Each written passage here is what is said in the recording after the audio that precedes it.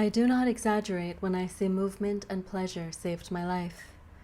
Earlier this year, life chucked a sack full of lemons my way, so fast I barely had time to consider juicing them. A medical emergency, followed by debilitating chronic pain and migraines.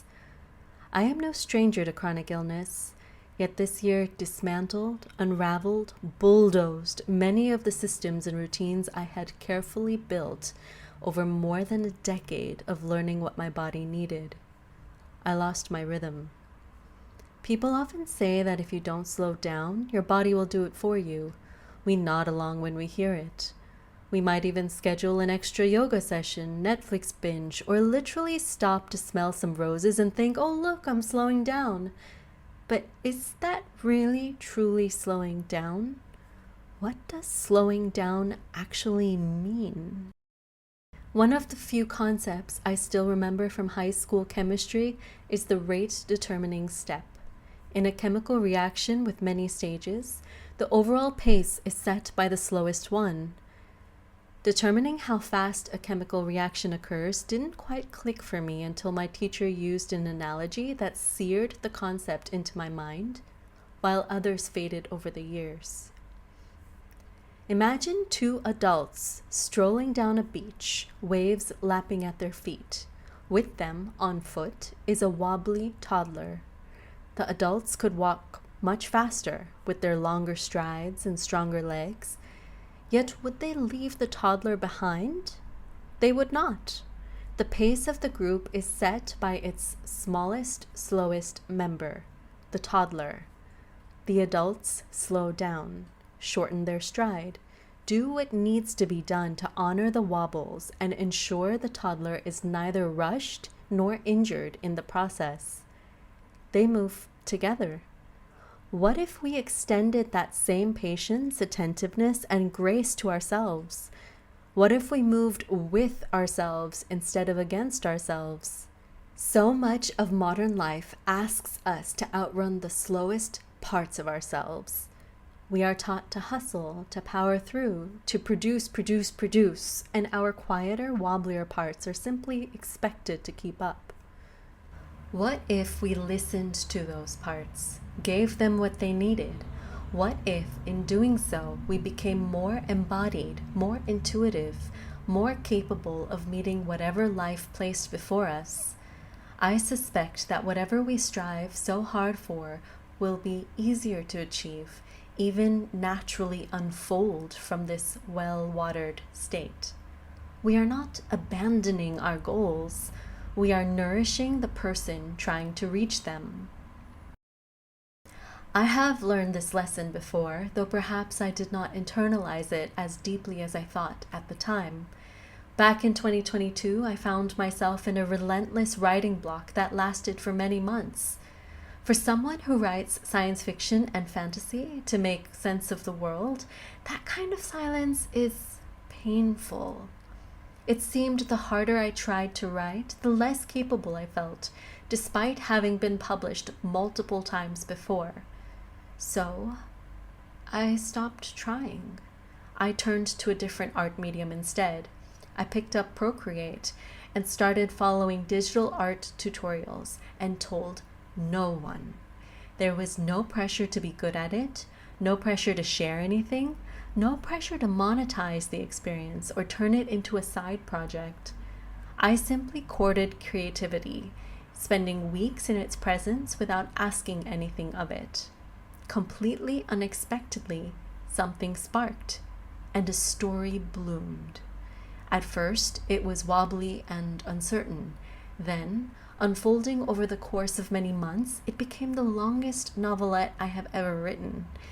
It was published in Clarkesworld, became the most warmly received story of mine by readers, and even found its way into a high school classroom. This did not happen because I worked harder at writing. It happened because I allowed myself to relax and play, sans pressure, with a new art medium, filling my creative well. It happened because I stopped working toward the goal itself and started tending to the conditions from which that goal might naturally emerge. And, well, It also happened because I drew a cat on a windowsill, observing a nebula. This recent chapter of illness has reminded me of that lesson all over again. Slowing down has not meant doing nothing, but paying closer attention to the things that genuinely nourish me. I will share a handful of things that have helped heal me from the inside outward in recent weeks, keeping me from taking a turn for the worse. These are sharings, not instructions, invitations. Perhaps something here will spark an idea of your own, even one I haven't named. You may need to experiment a little, see what works, find your own rhythm, but I invite you to try. Dancing freely. Movement is medicine may seem a bit of a cliche, but cliches often survive because there is something true at their center. We are mobile creatures. We roll around and explore our space as toddlers, bounce on our heels, kick our legs skyward, and grab our ankles. This is how we are meant to be. While structured forms like yoga, weight training, and biking are all wonderful and healing, dancing freely and intuitively, beyond even structured dance like salsa or choreography, is where magic happens for me. I put on a song and explore. I flow into shapes with my body. I let my joints speak to one another. I think of my spine as seaweed in the ocean, undulating with currents that are far older and wiser than any productivity system I could devise. I ask myself simple questions. How many ways can I move from standing to being on the floor? What happens if I lead with my shoulders? What happens if I move more slowly? What happens if I move more softly? Have I moved a particular part of my body in this way before? Movement interrupts thought loops, reminding me that I inhabit a body and not just a mind. It brings me back to where my feet are. And it releases so much.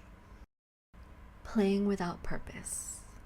I love video games, but during this time it has been difficult to focus on screens. I have found it unexpectedly comforting to step away from screens and play. Puzzles, doodles, art without pressure, solo modes of board games, inventing ways to mentally stimulate my cats, experiencing things sensorially, the heat of a mug against my palms, satin on my skin, deep purrs on my chest. Holding physical pieces and doing things with my hands has grounded me in ways the most beautiful films and TV shows could never. Spending an evening with no ambition beyond enjoying the experience itself. We do so often speak about productivity, don't we? And less about play. Children understand intuitively that play matters, yet somewhere along the way to growing up, we forget this and learn instead to justify every joyful, pleasurable thing we do. I am trying to unlearn that lesson.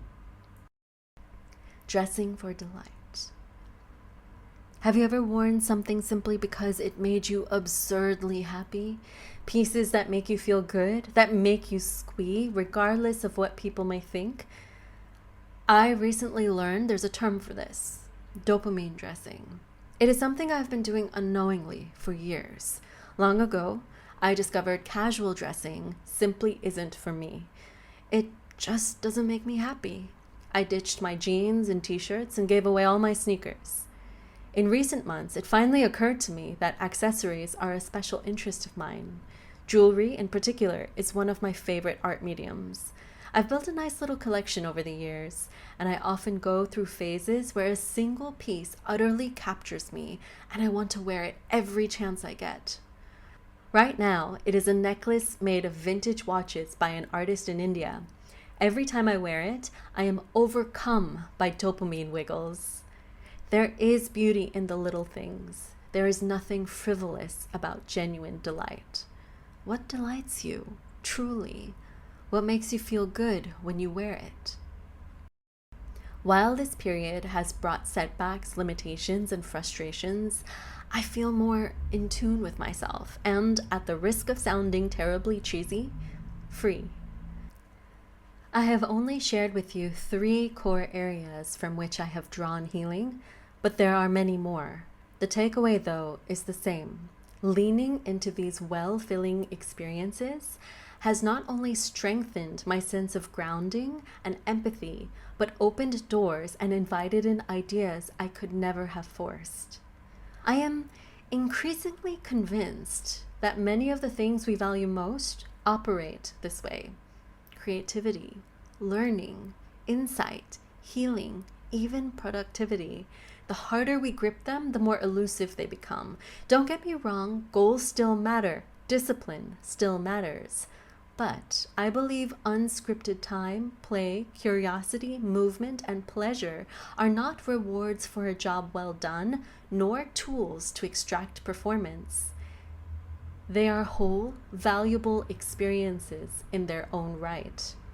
They tend the soil. Healthy trees do not grow because we yank on their branches and ask them to grow faster. They grow because the soil beneath them is rich, watered, cared for. What if we treated ourselves